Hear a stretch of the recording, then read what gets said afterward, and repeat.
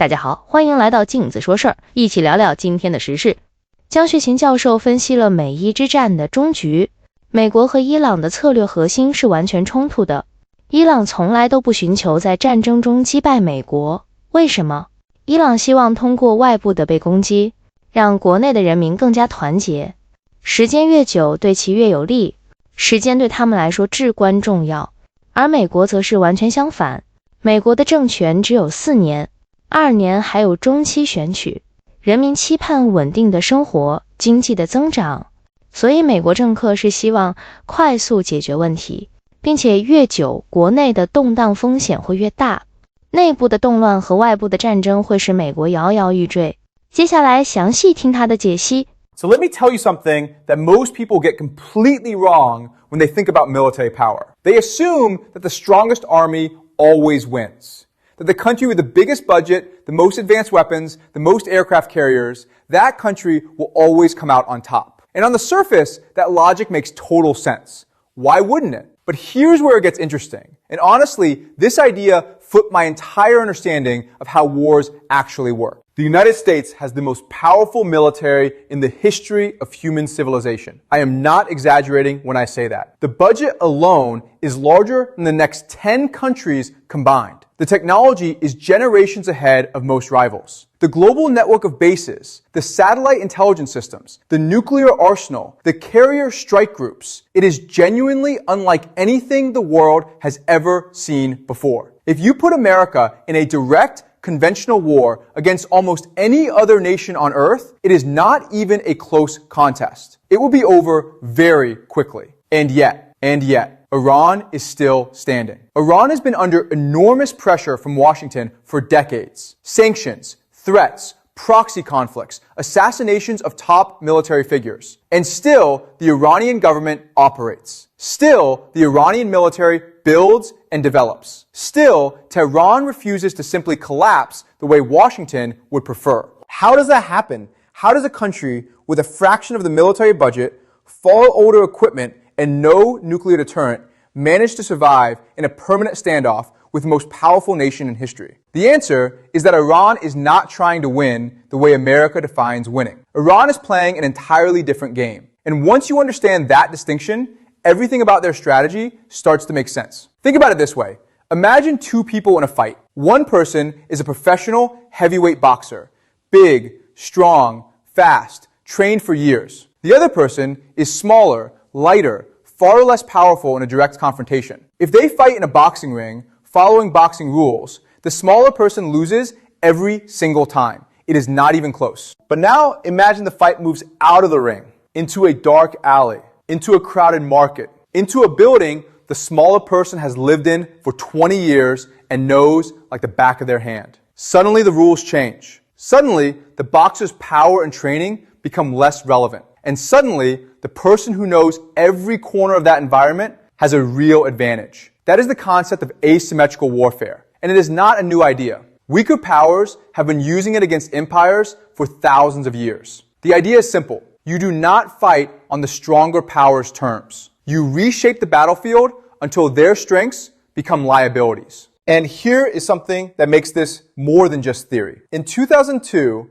the United States military actually ran a massive simulation to test exactly this scenario. They called it Millennium Challenge 2002. It was one of the largest war games ever conducted. The whole point was to simulate a conflict between American forces and a Middle Eastern adversary that operated a lot like Iran. They divided into two teams. Blue team was America, red team was the adversary. And in the early stages of the simulation, the red team commander did something that completely blindsided the Pentagon. Instead of meeting the American naval force directly, he used swarming tactics, small, fast boats, unconventional missile attacks, irregular communication methods that the Americans could not easily track or jam, surprise, speed, chaos. Within hours, the simulation showed that a massive portion of the American fleet had been destroyed, thousands of simulated casualties, billions in simulated losses. The most powerful navy in the world had been defeated by an opponent who refused to play by conventional rules. Now here's where the story gets even more revealing. The Americans restarted the exercise, but this time they changed the rules. They told the Red Team commander he was no longer allowed to use those asymmetrical tactics. He had to fight in a more traditional, predictable way. And when the game resumed under those conditions, America won easily. So what does that tell us? It tells us that American military dominance is real and overwhelming, but only when the war is fought on American terms. The moment an adversary refuses to accept those terms, the entire equation shifts. Iran has studied this. Iran has studied Vietnam, where America had overwhelming superiority in technology and firepower and still could not convert that into a decisive victory because the Vietnamese refused to fight the expected way. Iran has studied Afghanistan, where the most sophisticated military machine in history spent 20 years in a conflict it could not resolve against fighters using basic weapons and a deep knowledge of local terrain. Iran has studied every case where a powerful empire ran into the limits of raw military force. And from all of that study, Iran has developed what you might call a strategic matrix, a framework where every action, every alliance, every military investment, every diplomatic move must serve multiple purposes at the same time. Because here is the reality.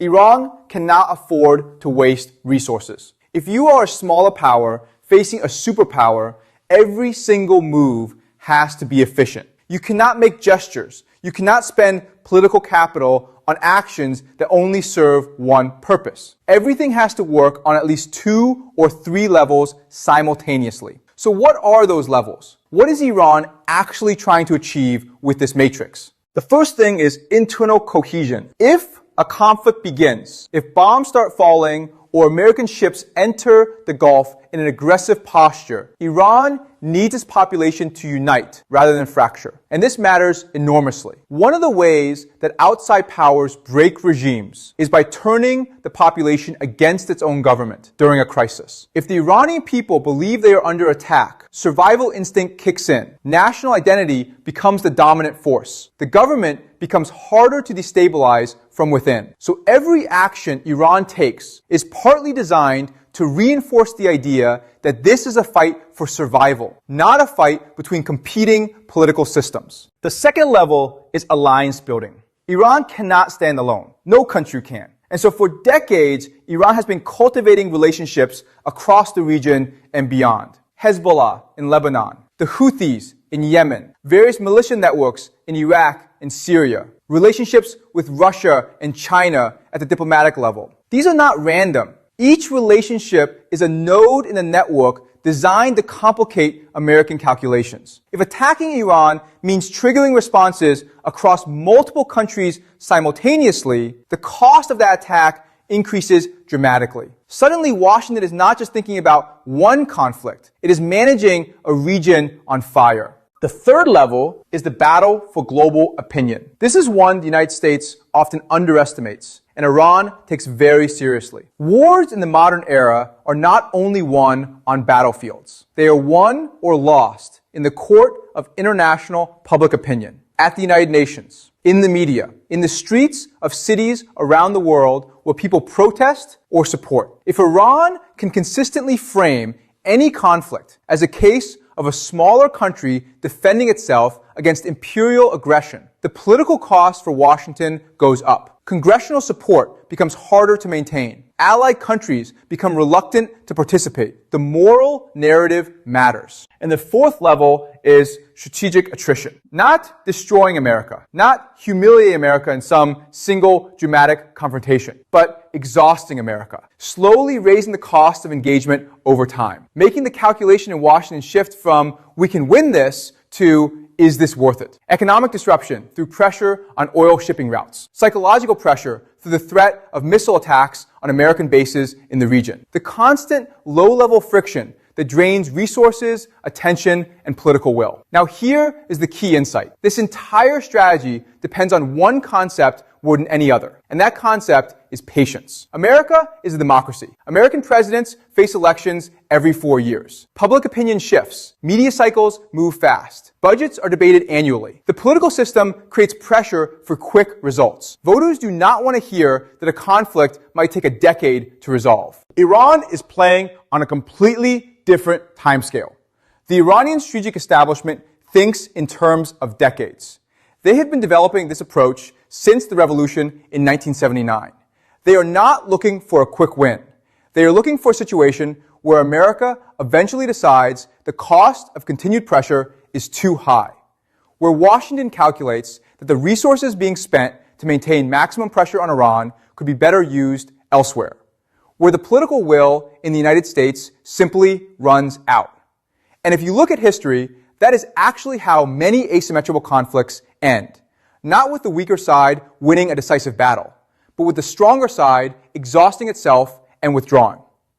There is another factor that makes the Iranian matrix so unsettling to analysts in Washington, and that is the economic asymmetry of modern weapons systems. American aircraft carriers cost $5 billion to build. The aircraft that fly off them cost hundreds of millions each. The systems that protect those carriers are enormously expensive. And Iran has spent years developing relatively cheap drones, missiles, and fast boat swarms that can threaten those assets. Not with certainty, not reliably, but enough to force America to spend enormous resources on defensive systems to protect enormously expensive hardware from relatively inexpensive threats. When the cost of defending something is much higher than the cost of threatening it, the mathematics of warfare start to shift. The stronger power starts bleeding money in ways that are difficult to sustain politically over long periods. And this is the endgame Iran is aiming at.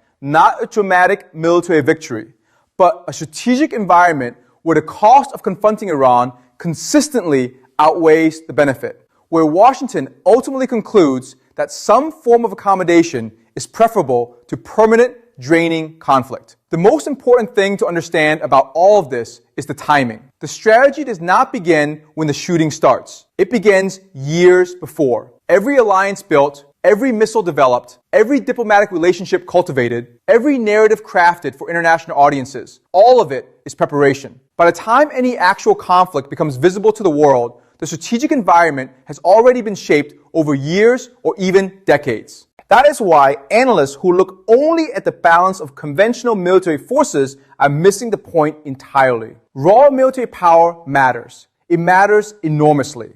But it does not operate in a vacuum. It operates inside a strategic environment that has been built piece by piece over a very long time. And in that environment, survival is victory. Endurance is winning. If Iran is still standing, still functioning, still exerting influence across the region 5 years or 10 years or 20 years from now, that is the win. That was always the win. The question was never whether Iran could defeat America. The question was always whether Iran could survive America. And so far, against all of the pressure that has been applied, the answer has been yes. That is what makes this strategy so genuinely fascinating and so genuinely frightening to the people in Washington whose job it is to think about these things. 对这次的美伊战争，您怎么看呢？欢迎您在评论区留下你的观点。好了，这期就到这里，感谢大家观看，欢迎点赞、订阅和转发，也欢迎您在评论区留言。我们下期见。